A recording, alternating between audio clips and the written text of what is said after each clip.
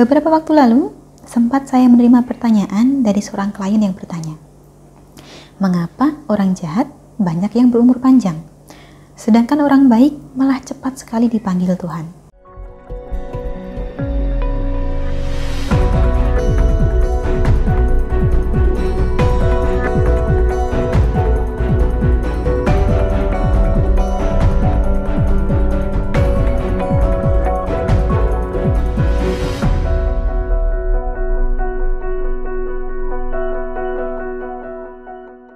Salam Rahayu, kembali lagi dengan saya Dewi Sundari. Apa kabar Anda? Saya doakan semoga selalu sehat dan senantiasa diberikan kemudahan serta kelancaran dimanapun Anda berada. Beberapa waktu lalu, sempat saya menerima pertanyaan dari seorang klien yang bertanya, mengapa orang jahat banyak yang berumur panjang, sedangkan orang baik malah cepat sekali dipanggil Tuhan? Saya yakin, pertanyaan semacam ini pasti pernah terlintas di benak banyak orang.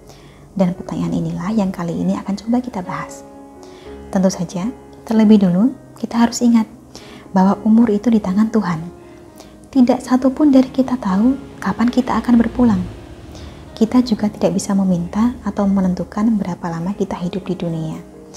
Tetapi tidak jarang kita merasa bahwa orang yang berkelakuan jahat justru panjang umurnya.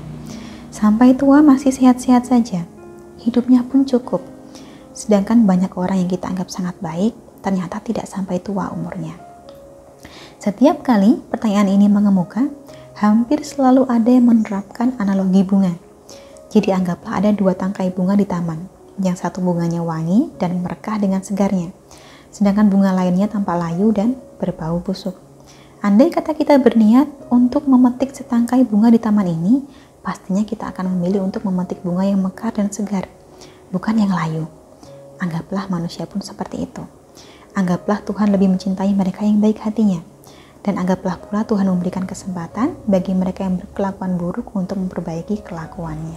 Banyak dari kita pasti sudah pernah mendengar tentang analogi ini. Dan saya rasa sedikit banyak memang ini bisa kita terima. Tetapi di sisi lain, tentu saja kita bisa memberikan penjelasan yang berbeda. Berdasarkan apa yang membedakan orang baik dengan orang jahat.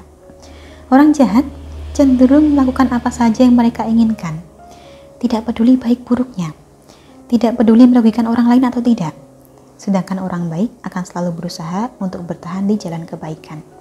Itulah mengapa banyak orang jahat hidupnya bebas, tidak punya beban pikiran, tidak punya beban perasaan. Mereka bebas melakukan semua yang mereka inginkan.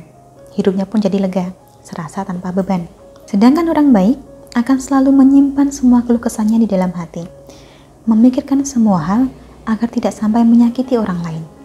Sedikit-sedikit merasa tidak enak, dan bahkan selalu mengutamakan kepentingan orang lain di atas kepentingan pribadinya. Sehingga beban yang ada di hati dan pikirannya pun menjadi lebih berat. Ibaratkanlah pipa air. Bagi orang jahat, aliran airnya akan selalu lancar, karena sampahnya ia buang entah kemana.